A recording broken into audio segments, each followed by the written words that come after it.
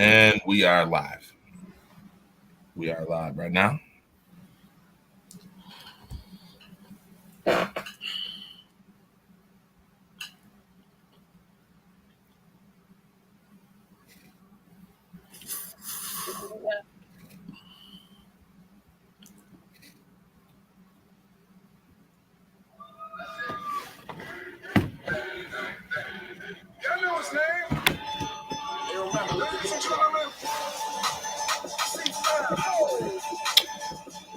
What's up? What's up, everybody? What's going on?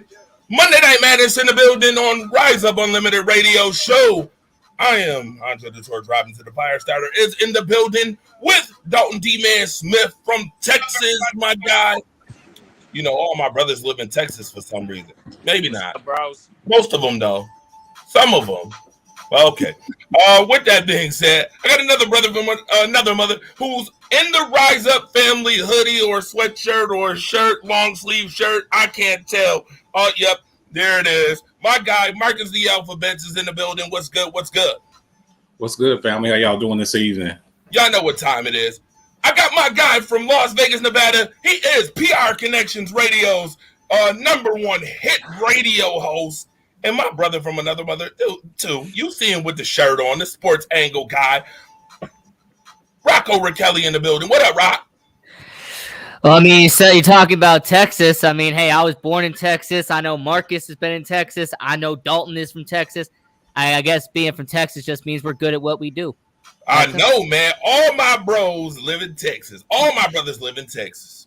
What's good, Ron Enix? I see you, Josh. What's good? Listen, this is about the time where you like and share the show.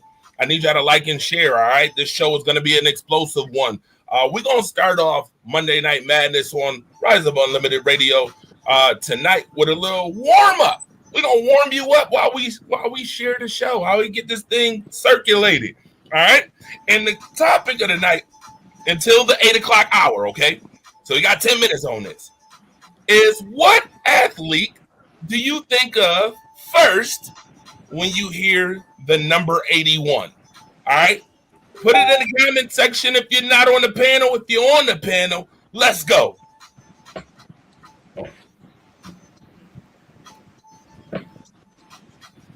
Do I got to go first? I'll go first. Either one of y'all. Man, there's only one true answer for this, man. And it's that guy that played with the San Francisco 49ers, the Dallas Cowboys, the Eagles, the Buffalo Bills, and the Cincinnati Bengals? Yes, sir. Like Ice Cube said, I got an ego as big as T.O., but I'm not an ego. I drive a Regal. It's T.O., hands down. Maybe one of the top three wide receivers of all time. Top three behind maybe Jerry Rice, maybe Randy Moss. There's 1, 2, 3, whatever way you want to put them. One of the most physically dominating wide receivers out there. Had a lot of drops, but when you got the ball in his hand, that yak ability. Once he did catch it, he turned it into his yak ability was just off the chart. So for me, it's easy. It's not even that hard. It's that man T.O. Terrell Owens, or like Skip Bayless likes to say, Team Obliterator.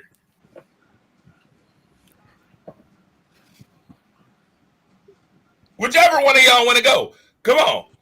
Whichever one of y'all. D-Man Smith, you're next. For me, I'm going to say T.O., Terrell Owens. Hey, you know what, Dalton? I will say that is an original answer, but I'm going to go with Calvin Johnson. I'm going to go with Megatron. Ooh. When you said 81, when you said that, the first one that popped in my head was the guy you got to put 3 defenders on him just to stop him. You had to go up against the guy who broke Jerry Rice's single season record. I'm going to go with the guy that I hated playing against. And Andre, you know, we hated playing against him for 7 years. And that is Calvin Johnson, Megatron. You hated playing against him. I think the guy nearly put 300 yards receiving against my Cowboys, and he beat Brandon Hughes' Carr for about 4 or 5 touchdowns. So yeah, he was a phenomenal specimen. 6'5", 235 with 4.3 speed coming out of Georgia Tech. You know, it's just unfortunately most of his career, well, his whole career was wasted with the Detroit Lions. So where you play matters. Where you play matters. He almost had 2,000 receiving yards in the season in 2012. Well, yeah, him and what's his face, Cooper Kupp nearly did it again this year. I think he was like nearly 2,000 yards receiving. He had like 1,900 yards receiving, somewhere around there. So yeah, he was something to behold. Just, you know, Detroit Lions are where careers go to die. Hopefully, the kid that they just drafted is it Jameson Williams? Yeah, Jameson Williams, the best wide receiver in the draft, talent-wise. Yeah, well, so was Calvin Johnson, and it didn't do him much good. So hopefully, Jameson Williams has a whole lot more luck up there and playing with Jared Goff too. Yeah, I know you're a Bears fan. I'm sure y'all are kind of licking your lips with that. So we'll see what happens. Hey, I'll say this: if Jameson Williams gets a gold jacket at the end of his career, like Megatron did, I don't think people will complain at all. I don't think so either. So in the comment sections right now, William Richter said Kobe hanging 81 on the Raptors is the most famous 81. I like that. That's different, William Richter. Like it. We got a caller from Massachusetts right now. Caller, what's up? Who are we talking to? Yuri, what's good? Not much. Who's your famous 81? What? Randy Moss. You said Randy Moss. Randy Moss did wear 81 with the Patriots. Yes, he did, with the Patriots. Yep, he did. Yeah, he wore 81 with them, but he you know, people generally when you think about him, you think about him with 84 with the Vikings, but he did wear 81 with the Patriots. Interesting enough. That's good. I like that. Listen, right now you are tuned into Monday Night Madness on Rise Up Unlimited Radio. This is the Monday night warm up. We warming y'all up while we get this thing circulated. The topic of discussion right now is, when you think of the number 81, who comes first to your mind? All right. Put it in the comment section. I might give you one more because I mean it is only 7:56 and you guys already answered it. So how about the number 83? Ooh, 83. Mm-hmm.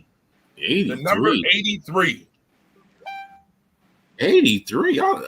I can't even think of 83. I think I got one, but I think he's underrated in my opinion. Call me crazy. I'm going to say Wes Welker. Oh, Wes Welker. I was not thinking that you was going to say Wes Welker. Did Wes Welker wore 83? Yeah, yes, he did. The Patriots. Okay. That's not a very common number. That's kind of a hard one. I guess. I mean, if I can't think of any other 83s as much football as I watch, the 83 it is. Oh, William Richter said Andre Reed. Oh, I forgot about Andre Reed. Yep, Andre Reed. Forgot about that.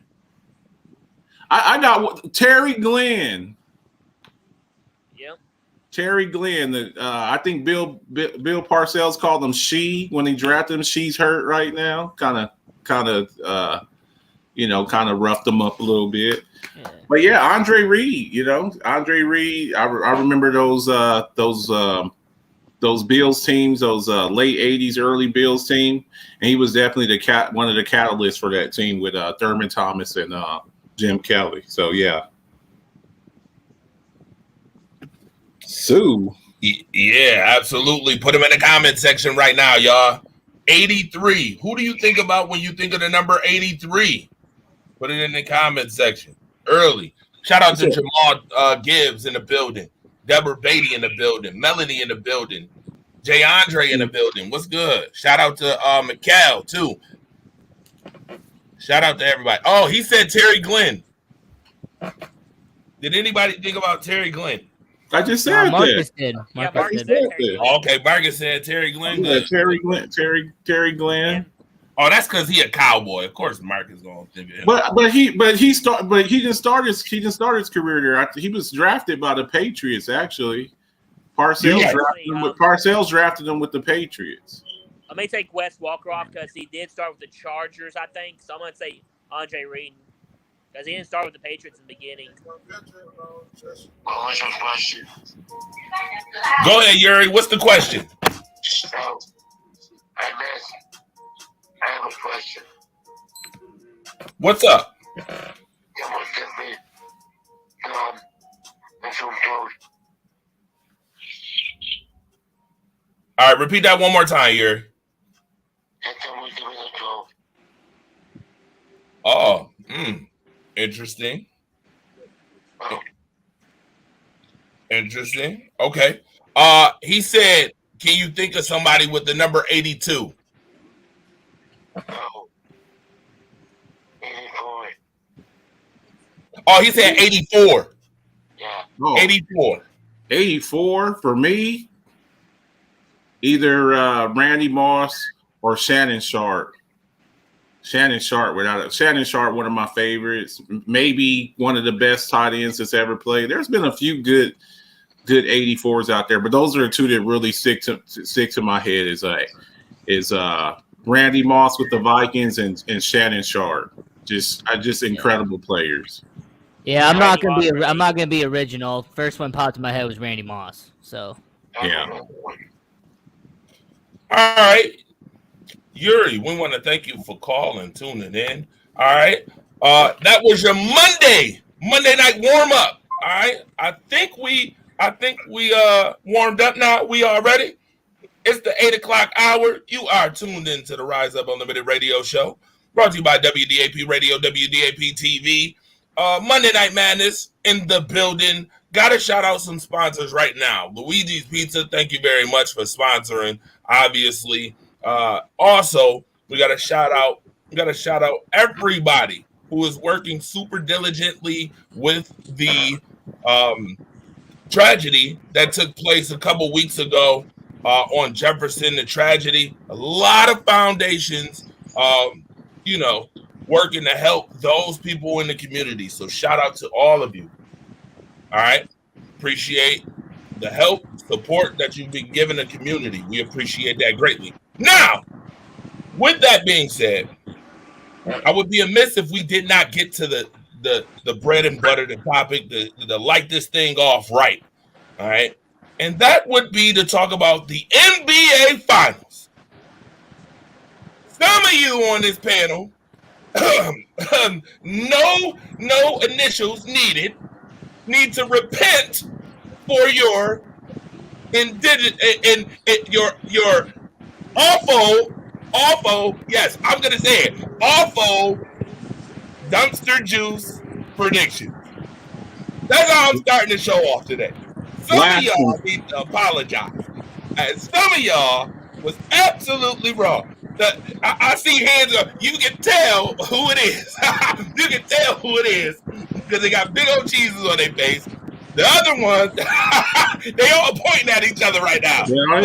Pretty much. Who was it? Who was it? Come on, who gonna fess up? I said the Golden State would win.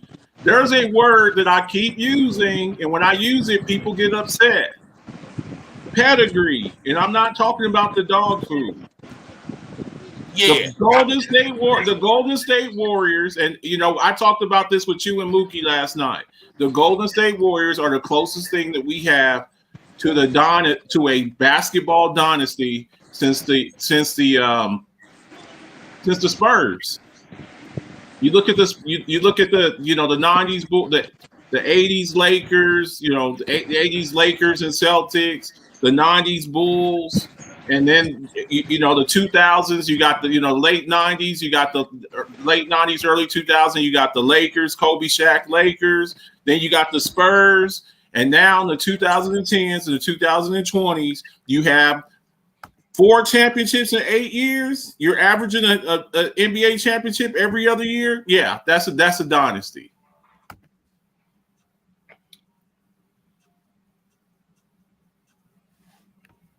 Yeah, I need somebody to repent. I need some repenting to go on.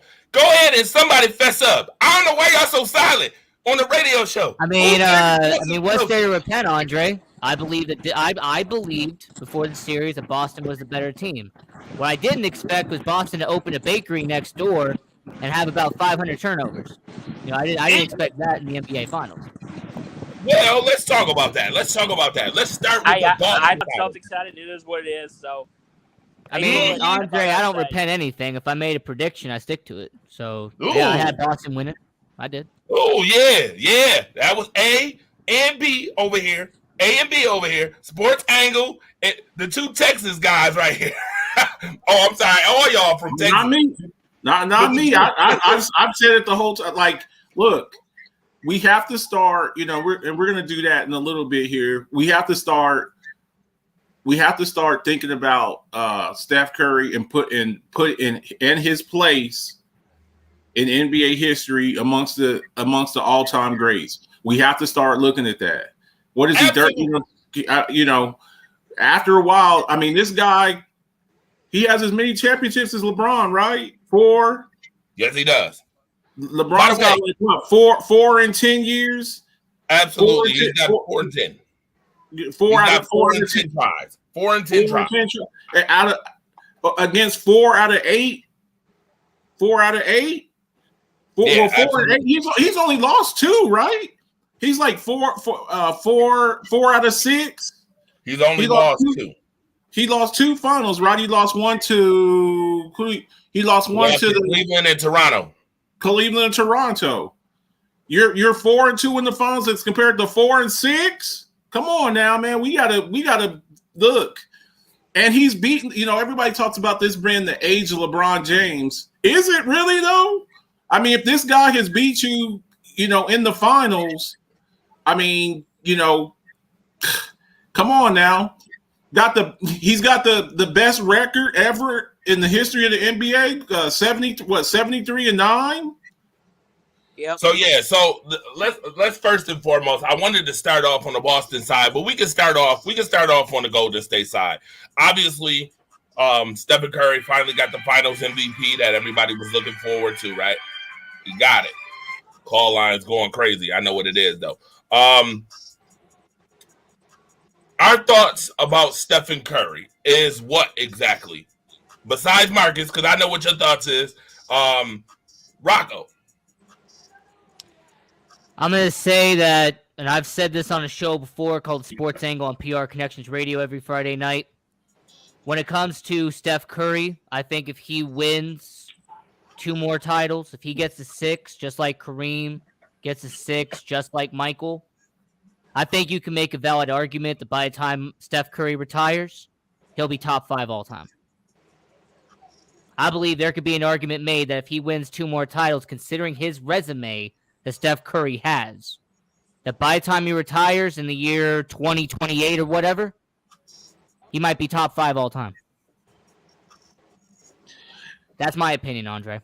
The other thing about Steph is that his game is so relatable. And what I mean by it is you got a lot of guys out there, 6'7", 6'8", 6'10". You got you got guys like that out there, the Dirk Nowitzkis and the Kevin KDs and the LeBron James, the 6'8", 6'9", Carmelo. Everybody can't be 6'9", 6'10", 7 feet tall. But one thing that you can do if you work on it and you work on it and you work on it is a hell of a shooter. And Steph Curry is the greatest shooter I've ever seen. I mean, I've watched Reggie Miller. I've watched Ray Allen. I've watched guys like that could just shoot. Mike Miller, Bird. I mean, Bird was a great shooter. This guy, legitimately, but with Reggie, it was more like he would come off the screens. Rip Hamilton, they would come off the screens. They were good set shooters. They come off the screen and they shoot. This guy will bring the ball up the floor and from 30 or 40 feet just launch it. I've never seen anything like that. I mean, the guy's launching the ball and he's walking back the other direction. He ain't even watching the ball go in the basket and walking back the other way. I mean, we're just seeing history here. So I think the world of him. And I think, a lot of people saying, it's kind of ruined the game, but I love it to see a guy that's able to shoot. Like, there's people that say that, it's not the 80s and 90s basketball. And you see the game nowadays, it's more of a positionless league. They might have 5 guards on the floor, 3 guards and 2 forwards, So it's really exciting, more spacing and things like that. But this guy's definitely brought a certain amount of excitement to the game. Okay, so I got to get to these comments before we continue. Dalton, while we get to the comments too, your thoughts on Steph Curry? Hey, to be honest with you, I think, my opinion, Steph Curry, I think he should be a top 5 conversation. I mean, to me, like, if he keeps on, he'll probably be a top 5, but I wouldn't be surprised if he retired. He could be like a top 3 in my opinion. I mean, he's the greatest shooter that I've ever seen. I mean, I know he's not like 6'6", 6'7", 6'8". I mean, 7 foot. I mean, he's a good basketball player.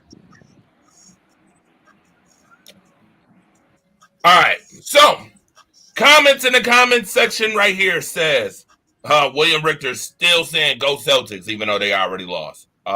You can put D White. You know all about D White since he's on your team. D White means the white around your prediction, okay? Because it's dead. It's over. Put the white around your prediction. It's over. He wasn't nowhere to be found either in this series, William Richter. No offense. Sorry. Sorry, not sorry, by the way. The better team won. Absolutely. Lakers fans can't speak. LOL. Closest, the Warriors, 2010 Warriors are a dynasty. I was in the room all night. After that time to move on. I bet you did move on when your Celtics didn't win. Oh, here come the excuses. William Richter with the excuses. Curry throwing bows at Marcus Smart to get open shots. Oh, boy. Not hearing it. Curry better than LeBron. Yep. I don't care about the finals record. He's simply not a better individual player. Monster, what's good, Monster? I see you in the building. What's good, my guy from M&T Live at the Apollo? You guys can watch that every Tuesday, 8 p.m. to 9 p.m., every Saturday, 10 a.m. to 11 a.m. on Spectrum Cable, channel 1302, or go get the Apollo Media Center Buffalo app, and you can watch it anytime. All right? With that being said, moving on, Brad White said Curry top 10. Michael said 80s, 90s basketball, kind of cringeworthy to watch now. Spacing is awful. He's not top 5. Tatum set a record, 100 turnovers in a playoff. Yep, absolutely. I wanted to get on that later on too. But so a lot of you guys talking about Steph Curry here. Steph Curry without Kevin Durant. This is what's on the screen right now for those who are looking at a screen. He has 2 championships right now. 2 championships, 3 finals trips, 2 MVPs, and a 12-3 series win-loss record. KD without Curry has 0 titles, 1 finals trip, 1 MVP, and an 11-8 series win-loss record. My question is, because we're gonna be doing this for the first couple slides about Stephen Curry and who he is and where he's at. Is he better than Kevin Durant? And then before you answer that, let me read some of these comments. Steph is top 10. Steph has to take over the face of the NBA, said J. Andre Frederick. Said the Raptors finals, if they weren't injured, the Warriors would have won that easily too. Said greatest shooter of all time. Top 10 greatest player face of the NBA. Yeah. Top 10. Question. Is Stephen Curry better than Kevin Durant? Put it in the comment section now. Or you could call the line, 716-481-8249. Call line is open right now. What's up? Let's start off with Marcus Betts. Let him get it off. He looked like he's licking his chops to get it off. What's good? I mean, I think the slide says it there. I don't like to just simply go with stats. Stats can be manipulated, but the proof is in the pudding. Steph was winning championships before KD got there. Okay, those two you look at the slide if y'all can see it. KD has 2 championships, but those championships were with Steph. KD, I think we have to come to this realization with some players. They're really good players, and they look great when they're next to certain players. KD has had his own team, right? He had his own team, right? Oklahoma City, right? Yep. He's got his own team with Brooklyn, and he hasn't won jack. And it's not like he hasn't had talent over there. Those Oklahoma City teams were close to beating Golden State. Weren't they up like 2-0, 2 or 3-0 on Golden State one year? All right, Marcus. So my rebuttal to what you just said, my rebuttal is this: was Kevin Durant really a leader? A leader? Look, yeah, was he really a leader to those teams? I mean, in retrospect, no. It's the same thing. We have to look at those former players from Oklahoma City that went out and wanted to be their own guy. KD. So Marcus, if he's not a leader, is it really his team? Well, look, some people aren't. Some people. Everybody can't be an alpha. You hear me say that all the time. Everybody can. Mm-hmm. When I say that, there's some people when they go off, they think they want to be the man. Well, when they get an opportunity to go off and be the man, they're not that guy. Is James Harden the man with all the points that he scores? Is Westbrook the man? And these guys were all on the same team. They were all on that KC team with Perkins and Serge Ibaka, with Serge Ibaka. KD and Westbrook and Harden were on the same team. They all go away to go be on their own team, and they can't do it because it's a certain mentality. Everybody doesn't have that Michael Jordan mentality. Everybody doesn't have that Kobe Bryant, Michael Jordan mentality, and that's why they fall short. So, no. Part of Steph's greatness is he'll miss a whole bunch of shots and he'll keep shooting. He'll keep shooting. He is the catalyst on those Golden State teams, and KD has had an opportunity to be leaders on other teams. Him and James Harden and Westbrook, and they've all come up short because they ain't got that gene in them. They ain't built like that. So give me Steph all day over KD. Okay, so Rocco, your thoughts? Steph over KD? When it comes to accomplishments, when it comes to the way that the stats have pulled up, which once again Marcus has proven that statistics are a weird thing to really look at. But when it comes to accomplishments, it is Curry over KD.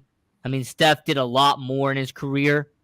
However, in terms of all-around talent, like if you were talking about just pure talent, KD is better than Curry. When it comes to the way that he actually moves the ball around on the floor, KD is better.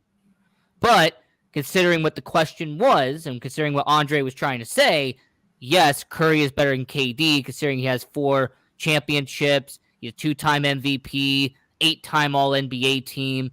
So when it comes to accomplishments, Curry is better than KD, but talent-wise, KD has been a top 5 player in the league talent-wise for really the last decade. That's true, but to me, this is kind of like the similar situation between who's a better quarterback, Aaron Rodgers or Tom Brady. Who's more physically gifted? Tom Brady, Aaron Rodgers. He is more gifted physically, but Tom Brady has that gene. He has that it factor about him that makes him better. Just having talent, we keep seeing this time and time again. Just having talent is not enough. You also have to mix that in with heart. You got to have the heart. You got to have that special sauce. And to me, Steph has that. He has that special sauce about him. KD, you look at him. 7 feet tall, 6'11", 7 feet tall, can shoot. Shoot all day, got unlimited range, can post you up, but the guy, when it comes in the biggest moments, he just can't seem to do it. So to me, it's like making that comparison between Aaron Rodgers. Well, Aaron Rodgers, look at Aaron Rodgers compared to Tom Brady, but you got another guy over here who he has that it factor. He's not that fast. He's not that big. He's not that strong, but he just gets it done because he just has that it factor to him. That's just what it is.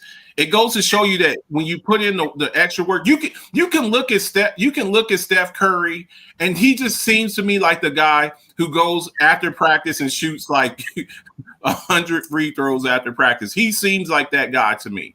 It goes back to that saying, when you're the best player on your team is your hardest worker too. It just makes an incredible player. Oh, let's go back to Andre. Yo, okay, so yeah, I heard everything that was said. Yeah, I heard everything that was said pretty much in a nutshell. Let me read these comments real quick. Michael said KD is not an alpha. He said he's not better than Steph at moving the ball, but Steph Curry is not better than Kevin Durant. So how many people agree that Steph Curry is better than Kevin Durant? By the raise of hand. Accomplishments-wise, yes, Curry's better than KD based off of what he's done throughout his career. Yeah.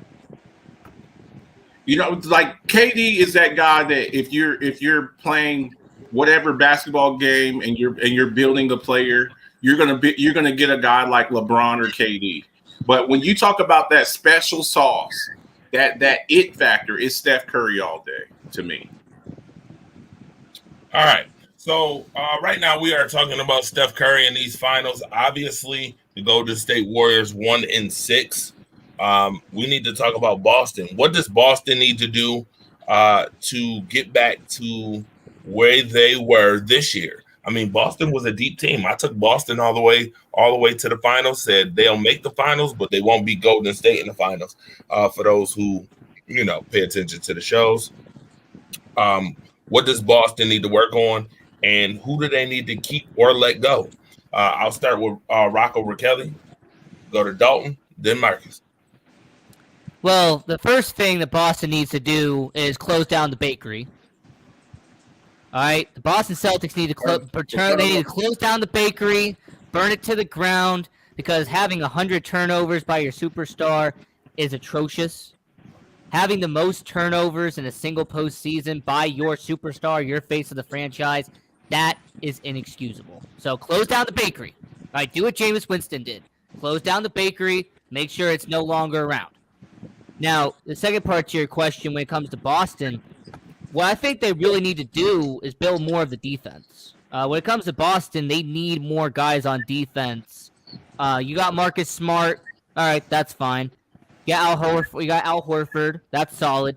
But you need more.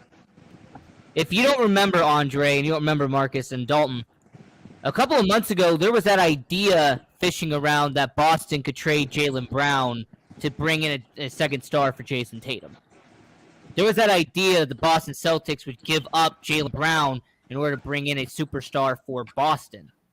Now, over the last couple of months, that's kind of died down because of what Jaylen Brown did this postseason. But if you are the Boston Celtics, you're Brad Stevens, you're the management, wouldn't that be a question that you would at least consider? Trading Jaylen Brown in order to bring in a superstar, to bring in somebody for Boston that can elevate you to the next level? Because I believe it is. I believe that is a possibility for Boston, for them to bring in somebody that could actually help them overall. Look, let's just get the elephant in the room. Jason Tatum played like crap in this series. Okay, you cannot have your best player going missing for halves and games at a time. And to me, Jason Tatum, I think he has a lot of potential. You look at his game. The guy's got a great game, but he's got to do some. in my opinion, he's got to do some soul searching this offseason, because he went ghost a couple of times in this series, and you cannot have your best player. It's kind of like his psyche was kind of broken from what I saw. And, once again, with any sport, yes, you have to have the physicality, you have to have the physical skills, but it's also about your mentality and your psyche. And I just saw some cracks in his psyche in these NBA finals.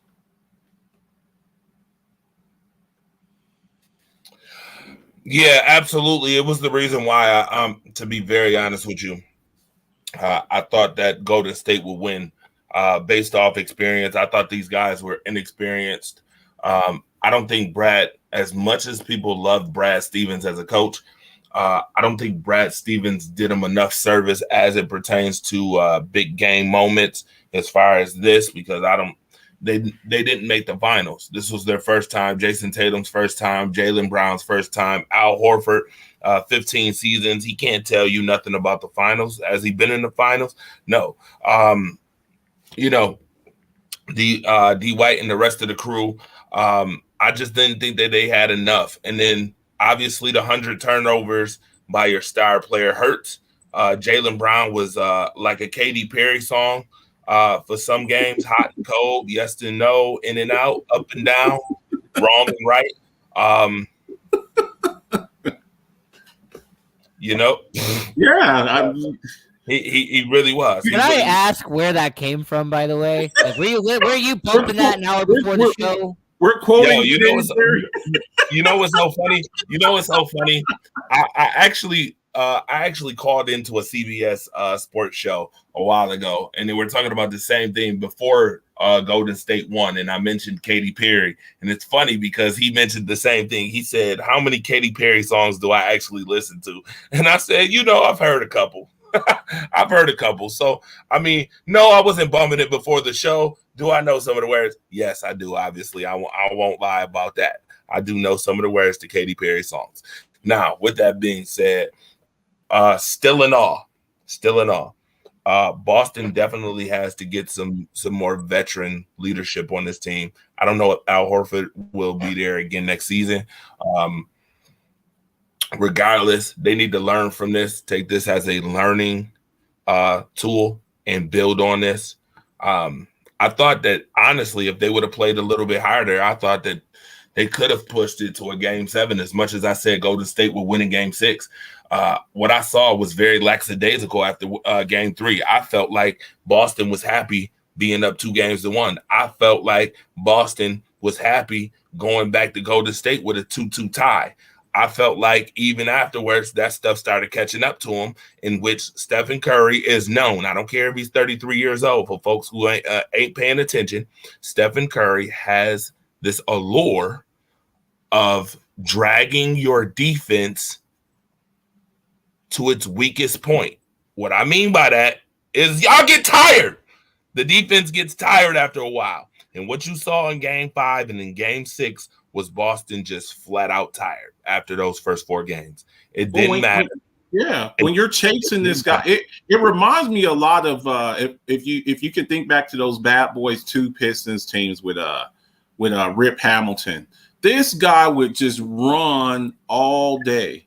Or you look at a guy like Reggie Miller back in the day, just running through double and triple screens. He's running the whole game, and I mean that takes a toll on you. Yeah, absolutely. Yeah, that's what I saw. Steph Curry. You talk about a guy who's a well-conditioned athlete. I mean, he's on the move the whole time. And then, like I said, this guy will bring. He's sometimes he brings the ball up the floor. And he won't even pass it to the other guys, and he'll just launch it. It's I don't know if we've ever seen anything like this. It's like Steph. I mean, we've seen good shooters, but to do what he does, when you look at his ball handling skills plus his shooting ability and just his athleticism, I mean, it's a joy to watch. Yeah, absolutely. And again, just the fact that Golden State has the range, helps them defensively. When you don't have to run all day long on offense, when you can take some possessions off because you have people who can shoot from 30, 40 feet and accurately, that takes a lot of pressure off your defense. I mean, again, I thought it was another reason why Boston lost is because they extenuated, they extended themselves so badly on defense that the offense just couldn't stay consistent. Extenuating so much energy did not help them on the defensive end.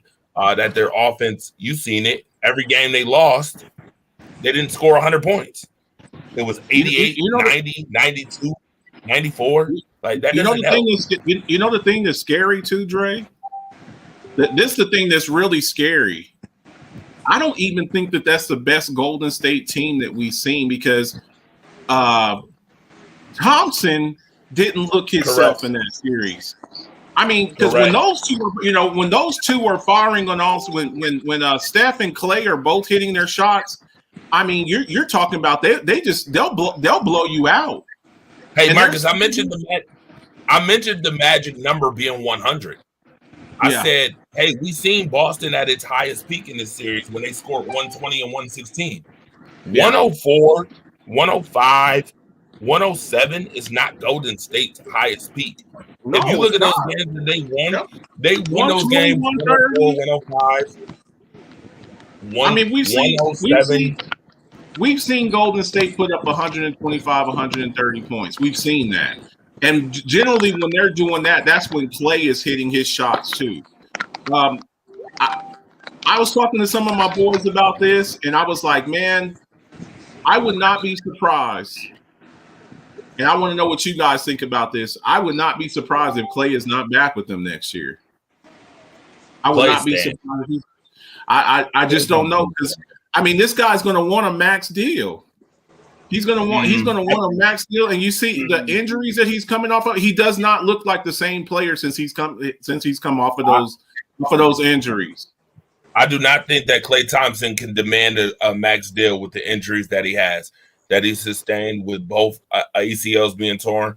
I do not think he can demand a max deal. I don't even think there's an organization who legitimately would be stupid unless they're the New Orleans Pelicans who love paying max money to folks who don't play full seasons and eat all day long, i.e. Zion Williamson. Yeah, I'm talking about you. Unless it's an organization as such. Yeah, I honestly think it only takes one. It only takes one team, man. I don't think that there's an organization that's foolish enough to do so, to pay him a max deal. Yeah, there is. And who would that be?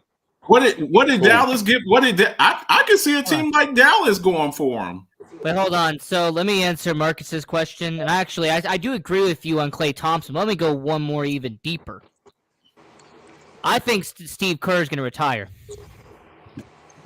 If you saw what Kenny Atkinson did, if you saw what Kenny Atkinson did where he reversed his decision on the Charlotte Hornets job, I got a feeling Kenny Atkinson knows that job's going to be his soon.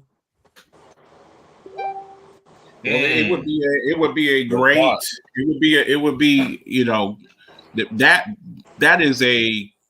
That is a prime destination over there. That is a prime destination over there. I mean, that would be a hell of a job to get. And then, by the way, to answer Andre's question, the Sacramento Kings, obviously. They're one of the worst organizations in all the NBA. Of course, they're going to give a max extension to a guy who can barely walk. You know what? And that's why I said, unless you're a foolish organization and such, Sacramento would be Sacramento. Sacramento would be foolish enough to do something like that. So, I would also throw the Dallas Mavericks in there because I think that they got to get somebody on the other side of Luka. They just got to. Luka's out there by himself basically, and I could see Mark Cuban pulling the trigger on something like that. You're weakening a team in the Western Conference, and you're also getting somebody to go because right now Dallas is wasting Luka's prime. That's what they're doing right now. I mean, you look at those Dallas Maverick games, and I mean, he's doing everything out there. It's just not sustainable, you know. The Kristaps Porzingis experiment didn't pan out. And, let's go. I can definitely see Dallas making a move like that.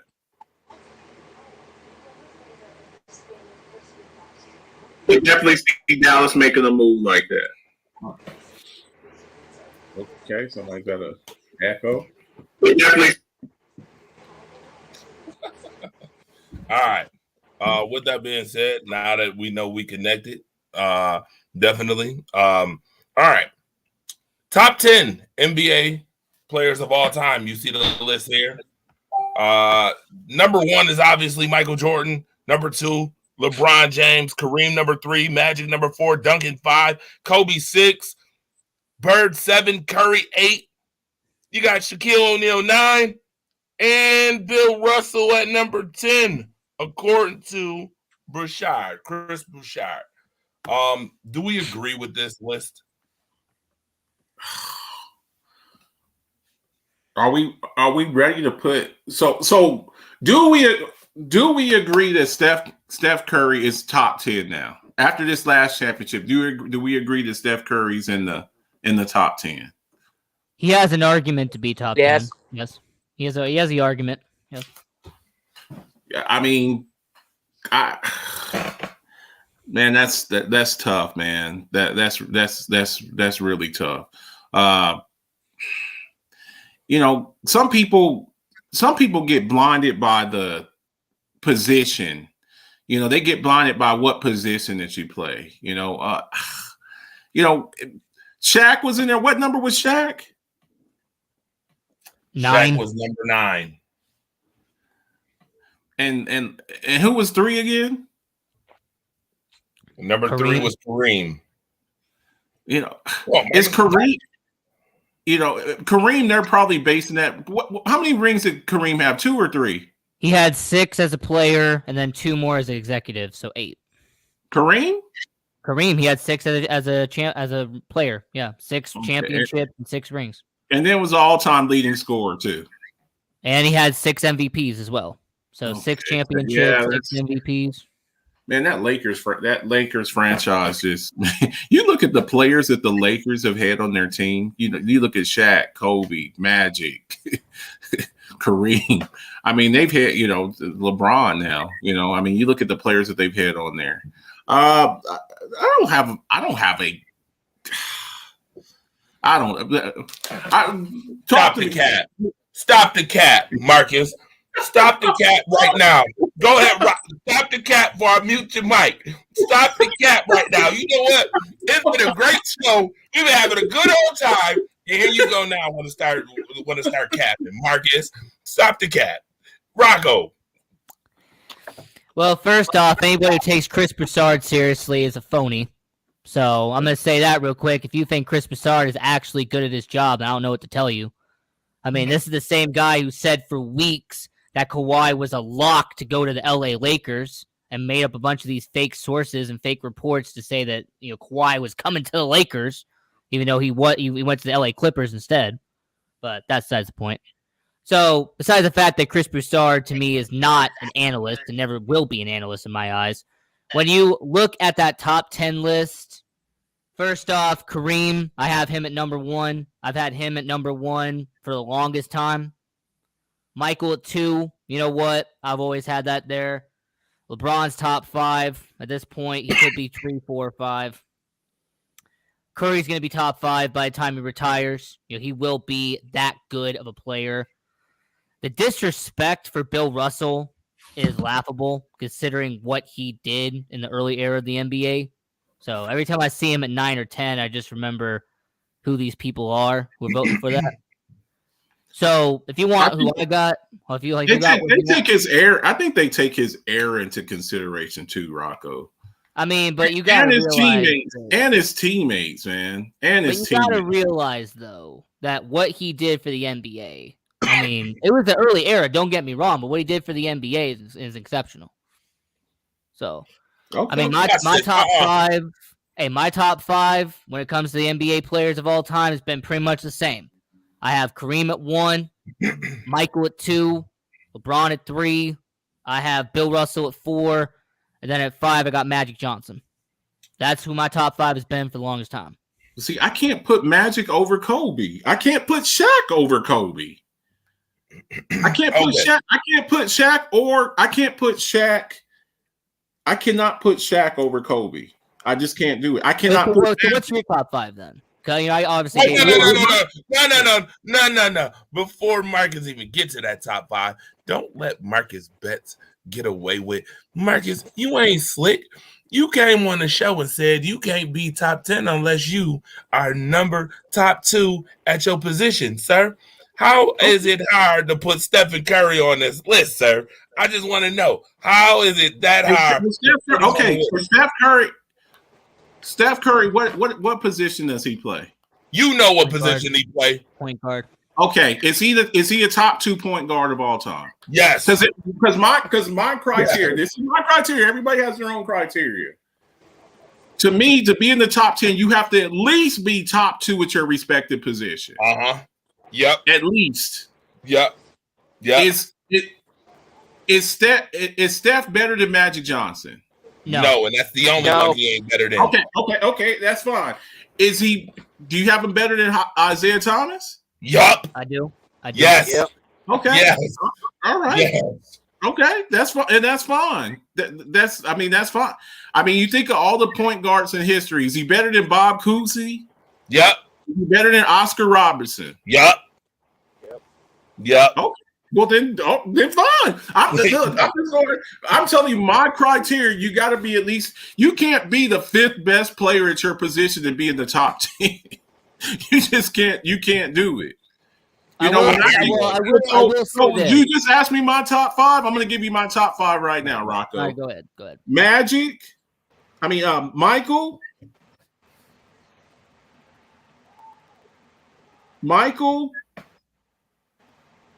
Kareem. Kobe. Gosh. Magic, Kareem, Kobe. Duncan.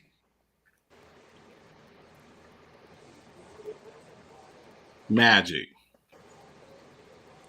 Besides, who put LeBron James at number 2? I don't agree with that. It's time to add this. Wait a minute. Wait. Who put LeBron at 2? I didn't have him at 2. I didn't have him at 2. No, Magic Johnson's at 2. Wait a minute. You got who at 2? No, I'm sorry. That's Skip Bayless's. I'm sorry. I got no. Wait a minute, Rocco. You got who at number 2? Michael Jordan. Oh, okay. I was about to say I thought you Kareem, said Kareem at 1. I was asking why is the list LeBron James number 2, which I don't agree with that list. That's why I was trying to figure out who put that list on there. Chris Broussard, who's an absolute idiot. Well, sorry, Chris Broussard, the supposed analyst in the NBA. I just, when, I've seen a list where they had Karl Malone in the top 10. Is Karl Malone is he a top 2 power forward? Is Karl Malone better than Tim Duncan? No, Tim Duncan's definitely top 10. You see what I'm saying? So, I mean, I look at stuff like that, I saw somebody that had Dwayne Wade in the top 10. Is Dwayne Wade, I've seen it. Dwayne Wade, 2 guard. Is he better than Michael? Dwayne Wade is the 3rd best 2 guard of all time. That's tough because so now here's the thing. That's tough because Allen Iverson technically was SG, sir. Was a shooting guard. Folks don't realize that, but Allen Iverson technically was a 2 guard. He was a combo guard, but he was a combo guard, but mainly known for his shooting guard ability. James Harden technically by his career, for majority of his career, has been a shooting guard, not a point guard. He didn't become a point guard until Houston decided to change that motto, and he became a point guard in Houston. He was a shooting guard before all that. Let's be clear on that. Again, anybody first, and I need to put this out there. Anybody who has LeBron James as number 2 is absolutely crazy, beyond belief to me. I mean, And here's why: based upon the road that he's had, as far as coming into the league, being the king, not winning a championship at all, and I don't care what team he played for. Don't hit me one more time with how Cleveland didn't have nobody. I don't want to hear it. 61 and 66 games, respectively, tells me you are a hell of a team. And LeBron didn't score all the points, didn't have all the assists or rebounds, did not block all the shots, did not play every single minute. I don't want to hear it. Only to win. Hold on. Only to win. Wait a minute. Only to go to Miami to join up Chris Bosh, Dwayne Wade, and others to win 2 championships, in which, to me, San Antonio still, even in that era, was better than the Miami Heat. Even in that era, those championships they won, to me, was better in that time frame than the Miami Heat. Only to go to Cleveland to win 1 championship, in which we all know how that went. Only to go to LA to win a bubble championship. And what has he done in LA? To me, his LA run puts him out of the top 3 alone. And folks can try to pump up the bubble. The thing that moves him out of my top, the thing that moves him out of my top 2 was that loss to Dallas, to Dallas Mavericks. You can add that on to the list of many too. That was just that on to the list of many too. I do not have LeBron James at number 2. I don't. Yeah, I don't have him at number 3. I don't have him at number 4. I don't. We just talked about Jason Tatum disappearing in a series, in a finals. That was the biggest ghost job. Talk about Patrick Swayze and Ghost. That was LeBron James. LeBron James should have been in the movie Ghost, because that's what he was. He was Ghost. Well, here's my question: when it comes down to the list, and this is why I don't have LeBron in the top 5. Is he better than Tim Duncan for real? For real? Tim Duncan is the best power forward probably ever to play the game. Correct? Yeah. Anybody disagree with that? LeBron James is the best small forward to ever play the game. Is he better than Larry Bird? Okay.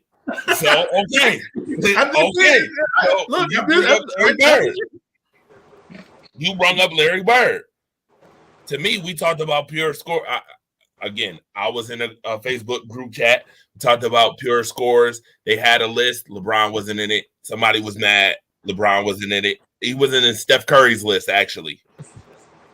He wasn't in Steph Curry's list. They was mad about it. I said, LeBron doesn't fit this motto. Larry Bird fits the motto more than LeBron. Well, why is that when LeBron does everything else? Again, people have to understand positions and the type of player that they are.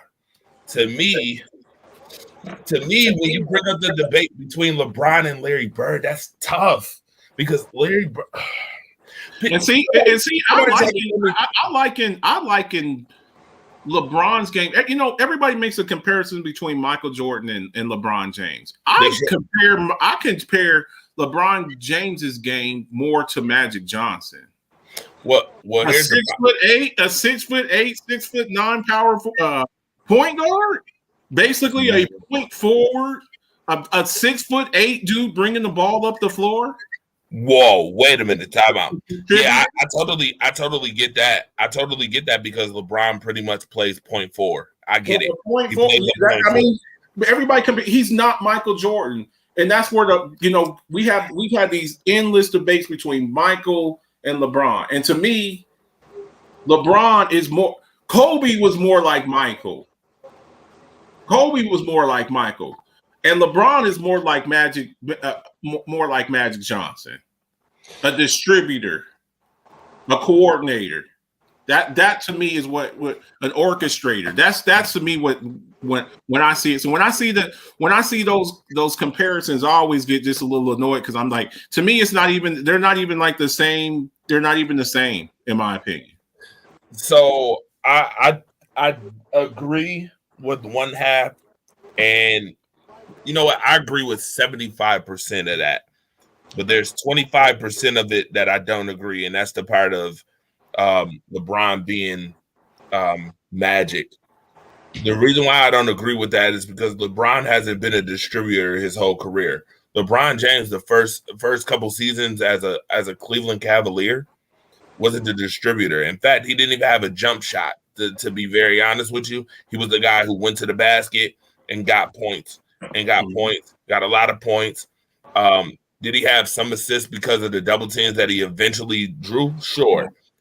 I don't think LeBron became a real point four until he went to like Miami, like right before Miami.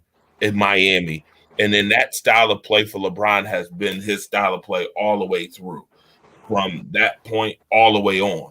I think he took more of a leadership role in Miami, and you just kind of saw Dwayne Wade kind of step back. Because let's not forget, before LeBron got there, that was without a doubt Dwayne Wade's team. Absolutely. Now my question: he got there, he kind. Let's not forget the player that Chris Bosh was in Toronto. He was a 20 and 10 guy every night up there. He was there. You know, so was Kevin Love. Kevin Love in Minnesota was a 20. Kevin Love in Minnesota. You know, so but when LeBron got to Miami, Dwayne Wade kind of stepped back and he was like, "Look, man, you know, I'm going to step back and kind of let you do your thing." And you got to have guys like that. I mean, it's kind of like the same thing that David Robinson did for Tim Duncan in San Antonio. I mean, because you remember early then, David Robinson was the man in San Antonio, and when Tim Duncan got there, Tim Duncan, you know, they got him with the number one pick, and he took that role over, you know, for the rest of the time. So I still think that, you know, in his heart of hearts, LeBron is a distributor, and he's not that guy who just, to me, has that killer mentality like Michael and Kobe. He's going to look to get other people involved, and that's served him sometimes, and that's also been to his detriment, because people are like, "Dude, what are you doing? Take that shot." Kobe's going to take that shot. Michael's going to take that shot. You know, so it depends. You know, it depends on what your flavor. Some people like chocolate. Some people like Rocky Road. All right, no problem with that whatsoever. Rocco doesn't have Steph in the top 10, by the way. He put his list up. He has Steph at number 11. Well, see, here's the thing. It's hard to take. You know, you got Tim Duncan, you got Shaq, you got Curry. It's hard for me at this point. It's hard for me to put Steph over Shaq. It's hard for me to put Steph over Tim Duncan. If he wins one more championship, if he wins one more MVP, then absolutely I'll put him in the top 10. But I have him right outside of it right now. So who are the centers on that list? It's Bill Russell, and Shaq. Like I said, you got to be at least top 2 in your position. Well, and Kareem, so that's 4. Well, there's 4 centers in there. You know, I mean, that's tough, you know. And I mean, I think people forget how dominant Shaq was, and like from 2000, you know, from like 99 to about 2003. I mean, Shaq was just a force of nature, you know. 4 centers in the top 10. That's pretty impressive. Well, you got to remember that really until about the 80s, the centers dominated the sport. I mean, the centers were pretty much the faces of the NBA. I mean, until the 80s, I think all the way. Yeah. Well, I'm saying like until the 80s, like once Larry and Magic and Michael, like they were like really the first ones who started to take over the league. Well, you look in those. I think the 90s still had good centers. I mean, you had Patrick David Robinson, Patrick Ewing, Hakeem Olajuwon, you know, Shaq, Alonzo Mourning. I mean, there were Karl Malone, Charles Rick Barkley, Smith, Malone was a power forward, but I mean, Rick Smits, Arvidas Sabonis up with Portland. I mean, they had some guys. They had some guys of Rick Smits with the Indiana Pacers. There were a bunch of really good skilled 7-footers, post players. But you see, I think the transition now is that you got guys 6'10", 6'11", 7 feet that are shooting threes. You got the KDs and the Dirk Nowitzkis and guys like that. So, I think you've kind of seen a transition of that. You don't really see 7-footers in the paint just pounding the ball because that's not the game now, except maybe Embiid, maybe. Jokic, Embiid. I mean, that's really about it. I mean, it's not like 6 or 7 of them like it was back in the day. It's like maybe 2 or 3. So let me ask this, because somebody pointed this out a long time ago, and I actually don't think it's that bad of a theory. The way that Shaq left multiple teams, the way that he kind of soured relationships with Orlando, with LA, with Miami. A lot of people have pointed out that might be the reason why Shaq doesn't get enough credit is because of the fact that he pretty much wrecked every relationship he left. I don't think that's it. I think it's more about what Kobe said about him when they asked about him. I don't feel like Shaq. They asked Kobe one time, and I'm gonna find the link and I'm gonna put it in the Rise Up Sports page group, and they asked Kobe Bryant one time, and they said, what would Shaq be if he had your work ethic? They asked Kobe Bryant that, and Kobe Bryant said, the greatest player of all time. The issue that people had with Shaq was he was a little lazy. He didn't train, he didn't diet. He didn't, do all of the extra work. With him, it was just, I'm going to come in there, I'm going to dominate, I'm going to pound him into the ground, and that's it. And I just think, once again, when you have that work ethic, you can have all the talent in the world, and Shaq had a lot of talent. They created defenses just to deal with him, the hack of Shaq. It's like he can't shoot free throws worth of crap. Let's just foul. He'd be on the other side of the court, foul him, because his free throws were so terrible. And to me, it was just like with any sport in the offseason, you need to go in there and whatever discrepancies that you have in your game, you need to work on that. And I think for a lot of people, they just felt like Shaq, as great as he was, never reached his full potential. So, he wasn't a Jamarcus Russell in football, but when you look at a guy like that, it's like, dude, you're big, you're fast, you're strong. Why, you should still be better, which is the same thing. I think people, when they look at a guy like Dwight Howard, they're like, dude, he was the next Superman, right? Wasn't he walking around and won a 3-point contest wearing a Superman outfit? And when you look at, if you want a modern comparison, now of course Shaq was Zion Williamson. Folks, by the way, Zion Williamson. He has been a guy who, you're the heaviest dude in the NBA. You're getting paid all these millions of dollars, and yet you refuse to train. New Orleans. That's what, y'all. You got to remember the New Orleans Pelicans for the last couple of months have been like, hey, we need you to come in, we need you to do all this. Nah, I'm good. Or here's another one, Anthony Davis. Wait a minute, Marcus. Before you get into another topic, you ain't gotta wait long to find that. Competitive. He was vindictive. He was. Yeah, I wish he was in the job. I would have had fucking 12 rings. What's the interview I'm talking about? He had the work ethic. My God, yeah. There you go. That's the interview I was talking about. Can you imagine a guy 7'1", 335 pounds, who worked as hard as Kobe Bryant? And that's what a lot of these players. Shannon Sharp, he just got on and Anthony Davis this past week, and Anthony Davis said, "I have not picked up a basketball since April." I haven't picked up a basketball since April. I mean, he's like, what are you doing? Like, you haven't touched a basketball in 2 or 3 months, you know? And there was a lot of expectations for him, and a lot of people see him going down that road. He won a that bubble. What do you call it, Torch? That bubble championship. He won that bubble championship, and now you're resting on your laurels.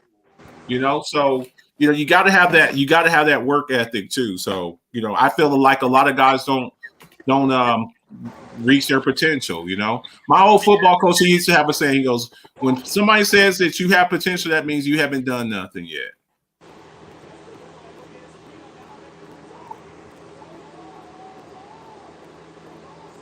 So Stephen Curry is where?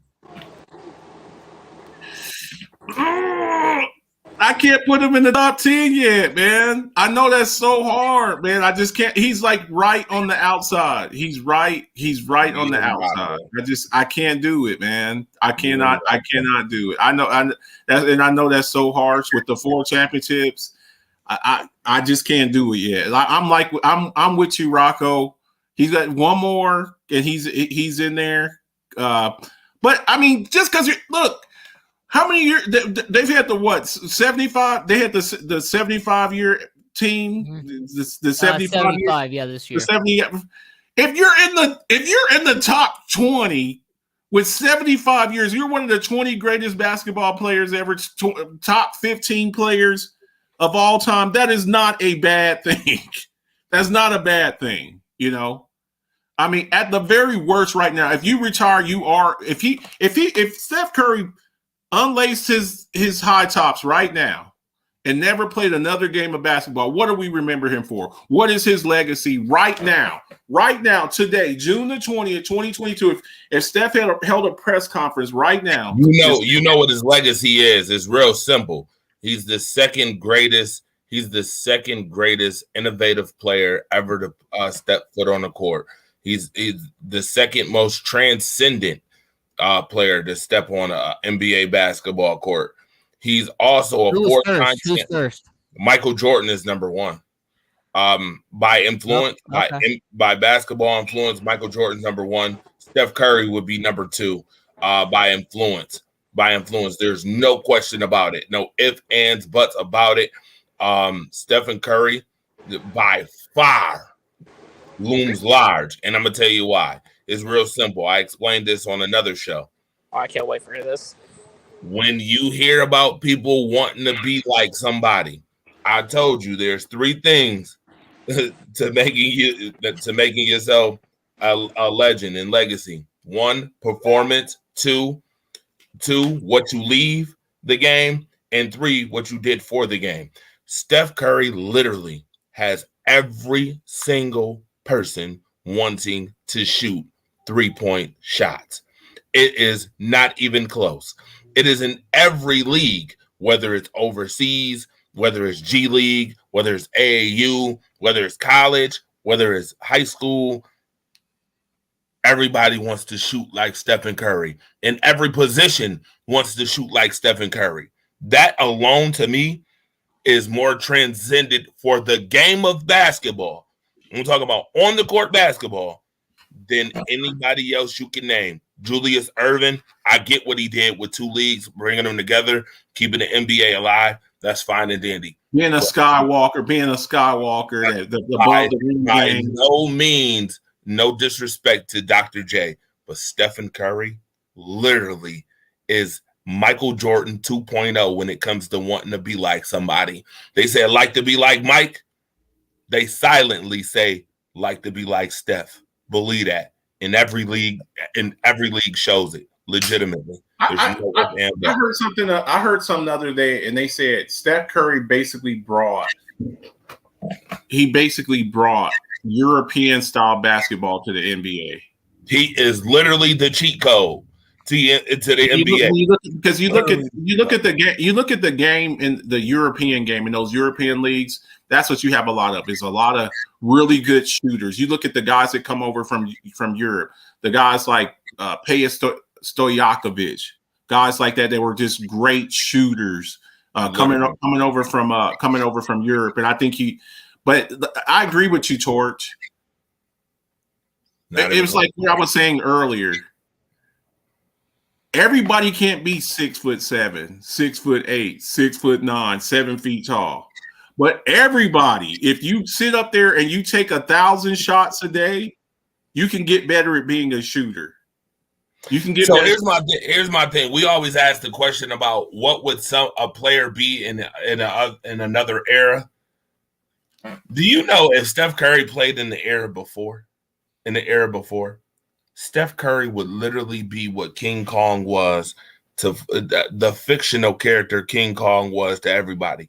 One hell of a spectacle. He'd be superhero 2.0 because people would be like, yo, this dude shooting with hella range. Like, we don't see this. Like, Steph would easily be a main attraction in the era before. Easily. Because nobody else would be Let able me to ask shoot. this. Would he still be allowed to shoot as many shots in the old era? Considering that the three-pointer wasn't used as often in the 80s and 90s as it is today? Yes. Well, here's hell yes. Marcus, let me hold on. Before you, yes, I'm gonna say this real simple. It's yes. You want to know why? Because once again, as I explained earlier, being able to shoot with hella long range helps you defensively when you don't have to extenuate so much energy on the offensive end. It's that simple. I understand that. I'm just pointing out to you the 80s and 90s, they shot not even near. They didn't even shoot nearly half of 3-point attempts in a game. It was a slower. And once again, the game has changed. The game has changed. I think back then, if Steph Curry played in the 80s, number one, they would try to take his damn head off. That's number two. You would have to guard Curry at half court every day of possession. That's true. And what I'm doing and what they're doing with him is they're running a full court press on him, and before he gets to the half court, somebody's trying to decapitate him. And how long does it take before your team get tired of having to run full court press? And how long does it take for him to get tired of getting clotheslines? You know, we talk about, people talk all the time about LeBron James now. Oh, he couldn't have played in the 80s or 90s. Well, he's 6'8" and 260 pounds. What's Steph, like 6'3" and 165, 170 pounds? They would have tried to beat the hell out of him. So, you know, I say all the time, eras matter. You know, the game was very physical back then. And then, you know, you got to look at, too, the shot clock.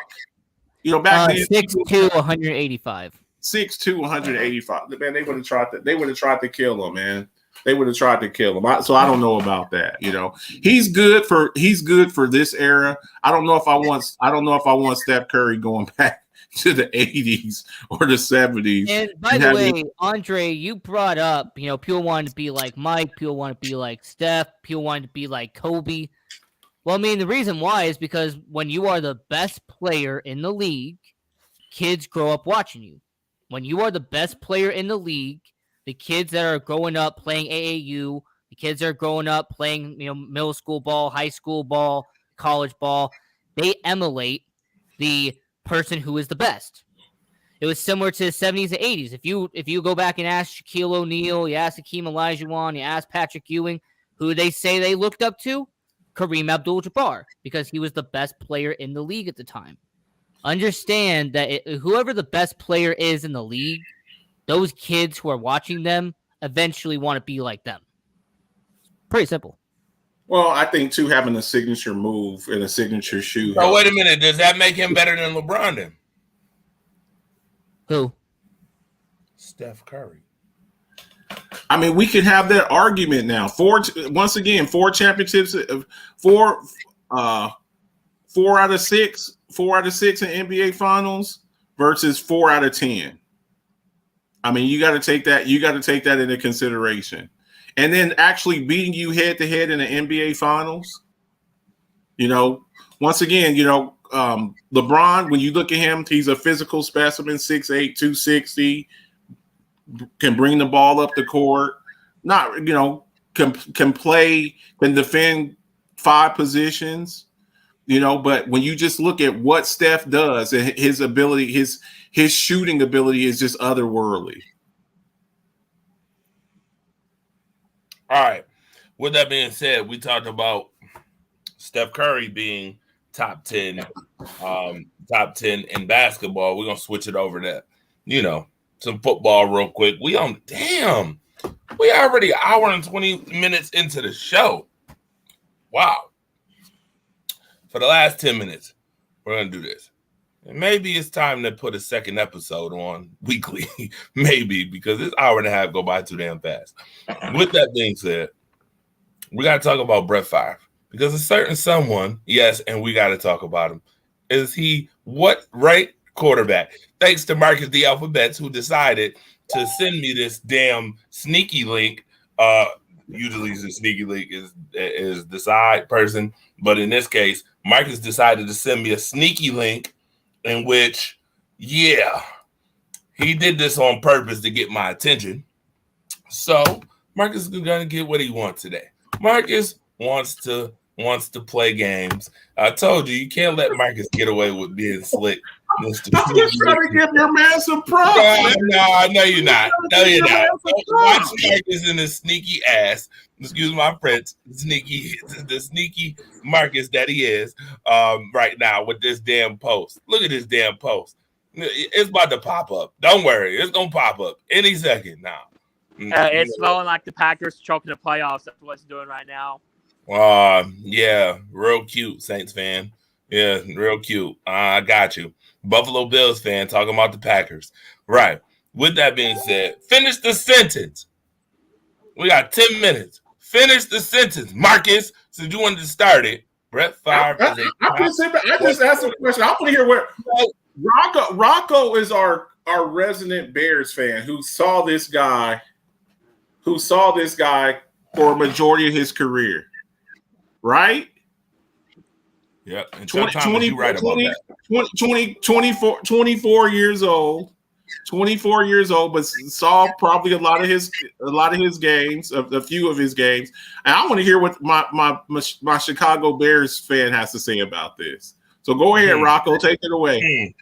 Well, first off, I appreciate the compliment. Yeah, I'm 24 years young, nearly quarter into my life.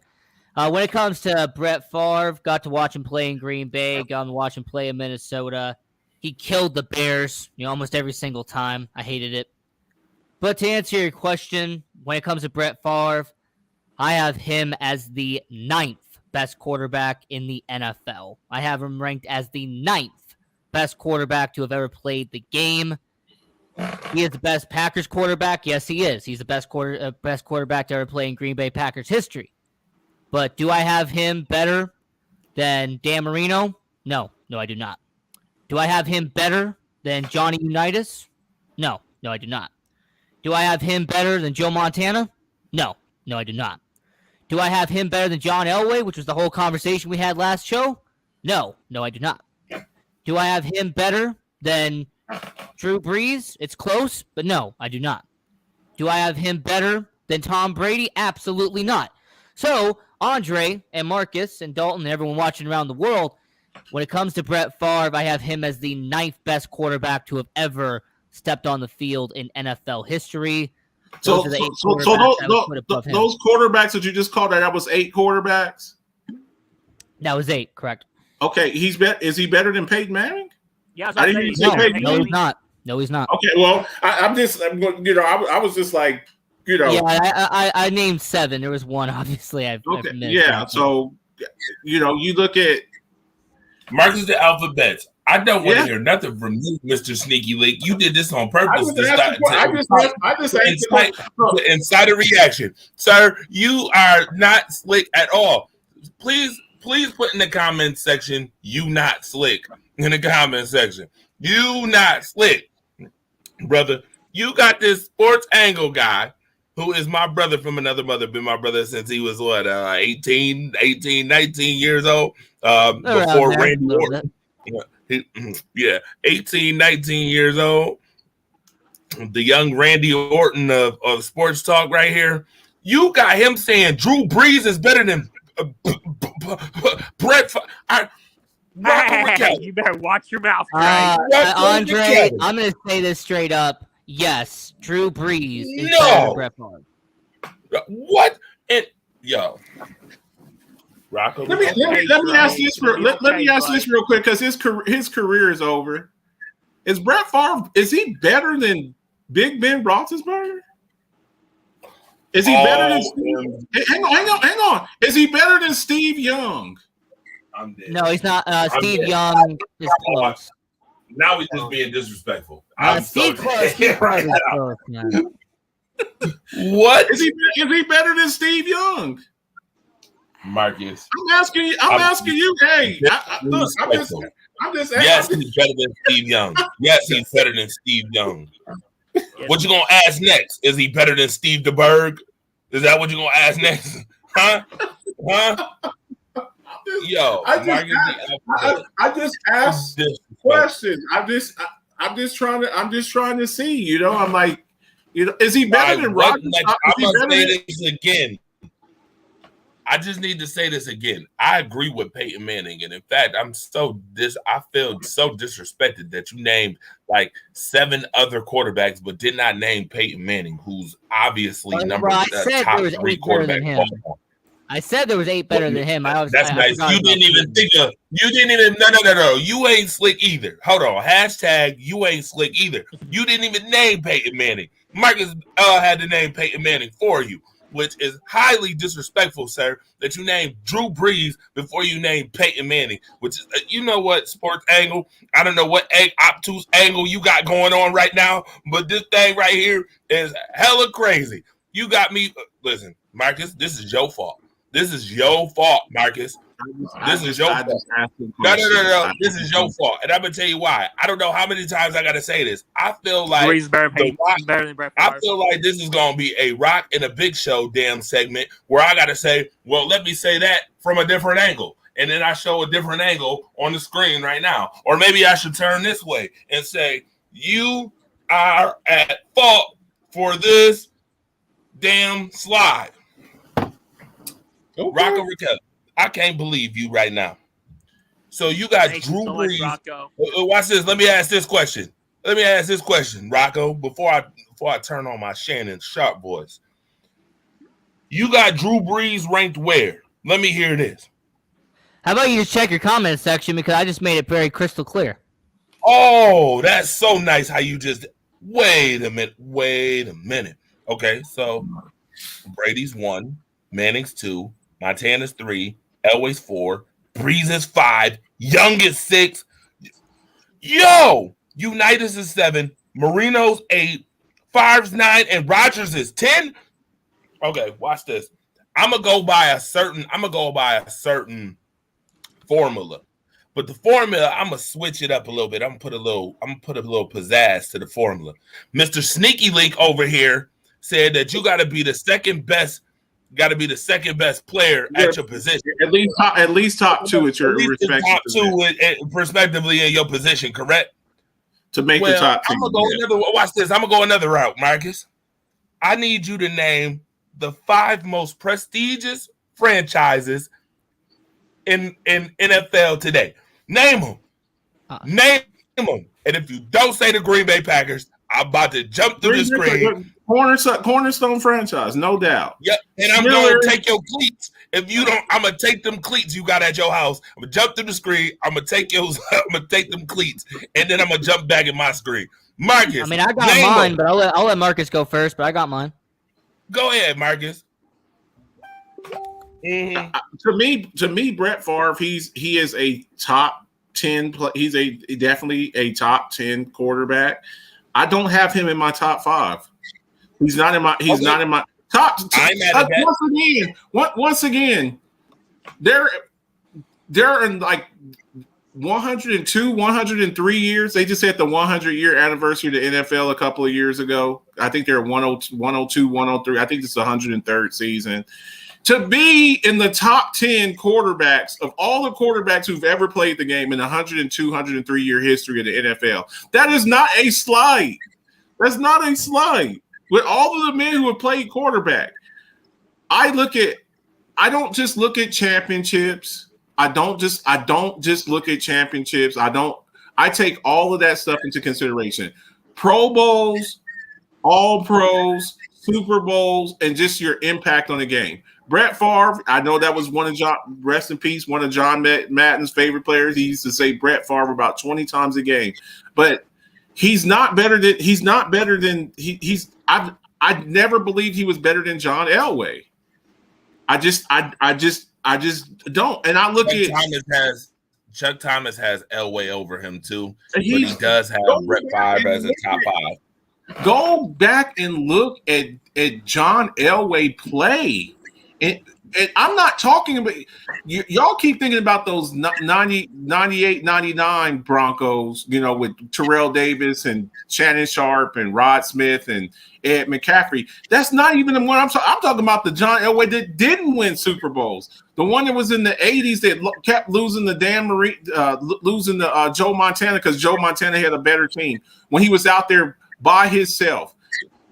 Brett Favre played 20 years and had one championship to show for it. You need a whooping. 20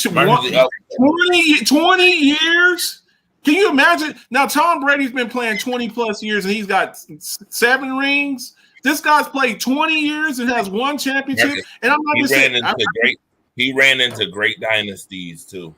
Brett Favre, I'm going to be honest. He ran into great dynasties. But here's my thing. For y'all, Chuck Thomas has him in top 5. Thank you very much, Chuck. I appreciate that so very much. Top 5 franchises. Chuck said Dallas, Green Bay, Pittsburgh, New England, Denver. Wait a minute. What? Wait. What? Okay. With that being said, right?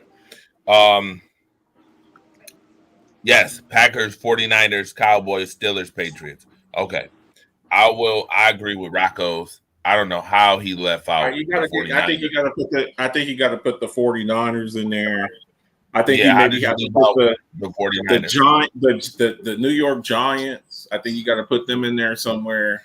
They ain't top 5. If you wanted to do transitive property, the Packers don't. The Packers only exist because the Bears made sure that they existed. So. If it wasn't for the Bears saving the Packers during the Great Depression, then the Packers wouldn't exist. So by proxy, the Bears also need to be on that list as well. But you know what? That's nice. That's cute. By the way, is it supposed to say Brett Favre or Brett Favre? That's all I want to know. Right. That's like the Bills should thank the Kansas City Chiefs should thank the Buffalo Bills for Patrick Mahomes, even though Patrick Mahomes done slaughtered them twice. Yeah, good job on that. Thanks, Chicago Bears, for saving the franchise only for us to slaughter you every chance we get. I'm just saying, it's ironic, but it's true. I mean, George Halas literally gave them money to make sure they. It's ironic. You're right. It's ironic, but guess what? Out of these 5 franchises, you telling me Brett Favre ain't number 1 in one of those prestigious? The Packers organization, he number 1 and number 2, right? The 49ers, you got Joe Montana. You got Joe Montana and Steve Young, according to Marcus the Alphabets, who he think he's slick by bringing in Steve Young. The Cowboys, who had Troy Aikman and Tony Romo. Roger Staubach. Oh, Roger Staubach. Okay, I'm glad that you wanted to mention him. He was the greatest Cowboys quarterback of all time. Who has 2 Super Bowl rings and didn't come into the league until he was 28 years old because he had to do his Vietnam commitment after graduating from the Naval Academy. And he comes in as a 28-year-old rookie and wins 2 Super Bowl. And Brett Favre plays for 20 years in the NFL. Roger Staubach. And Roger said, and you said, well, he ran into some great teams. He ran into some great teams. Do you know who Roger Staubach was going against when in his playing time? Those 70 Steelers. The Steel Curtain. The Steel Curtain, Yep. The Patriots have Tom Brady. Peyton Manning is better than any quarterback that the Steelers have ever had. Better than any quarterback the Cowboys have ever had. And we're gonna sit up here better than probably any. You know, Peyton Manning is better than any quarterback that the Packers have had to. Wow, it's tough. But I mean, you got to. Here's what you got to think about too. Peyton Manning would really be more of a Indianapolis, Baltimore Colt than he would be a Denver Bronco. How many years did he play for the Broncos? Like 3 or 4 years. He played the majority. But his most 4 years. His most successful in Denver, though. Well, I think that 1 year he had 55 touchdowns, 52 or 50. 2013. His biggest success, he went to 2 Super Bowls as a Denver Bronco. He went to 2 Super Bowls as an Indianapolis Colt too. But in the 4-year span that he played with the Broncos, he was more successful to me in those 4 years than he was as a Colt, because I mean the New England Patriots wiped him out of the playoffs damn near every damn time except for maybe once or twice. To be honest with you, yeah. So it's all good. We just threw that out there. We didn't mean to go over. You are such a jerk, Marcus. The alphabets, sneaky link. Don't throw no more sneaky links out. You know what? We might have to start doing 2 shows a week. We might. Yeah, man, we gotta start doing 2 shows a week because hour go by so fast, and then we had so many other topics to talk about that we could save. So I guess me, you, Rocco, we can go. We could all go and have this conversation later on when we can have a second show, because we gotta have one at this point, especially now that there's not really a whole lot of sports going on, which is the perfect time to have multiple shows. By the way, so any last thoughts? Final, by the way, Colorado's going to win, but go ahead. Yes, thank you. I said Colorado was going to win too, but everybody was like, "No, Tampa Bay is so much better." I'm like, Colorado was going to score. I don't care who wins. That's all I got to say. Yeah, I bet you don't. Why? Because your Dallas Stars from Texas. Because I'm not a hockey person. That's why. Oh, not a hockey person. Nah, yeah. All right, Mr. Thin Ice.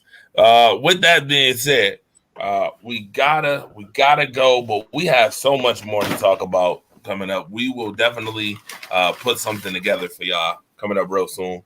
Man, wow. And I think I got favor at top 5, by the way. Go ahead. You got Brett Favre. Joe Montana number 1. Peyton Manning at number 2. You know what? I really don't care if he didn't have no many rings. That rings doesn't matter to me, but I got Breeze at 3. And yes, I said what I said.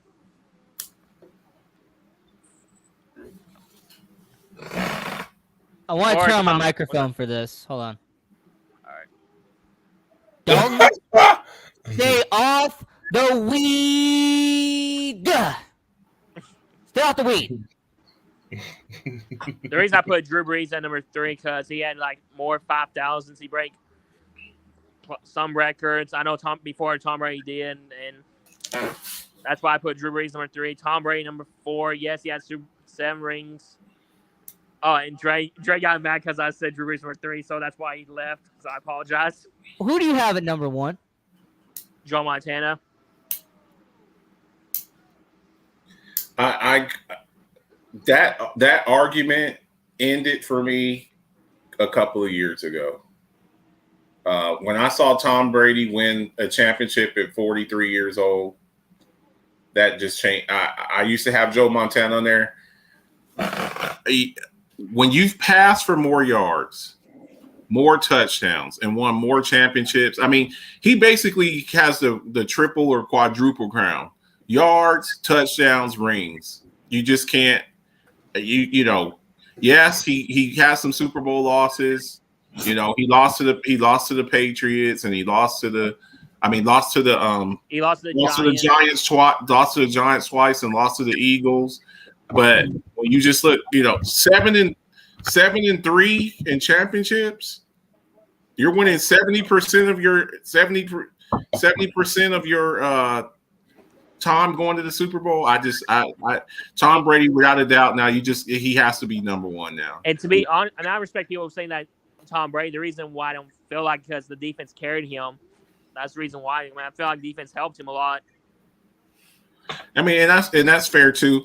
And then I think the other debate that has been going on for a long time: who's more responsible? Is it Belichick or Brady? I think that debate has been settled as well. All right. With that being said, He been on controversy like the Tuck rule, Spygate, Deflategate, and all that stuff.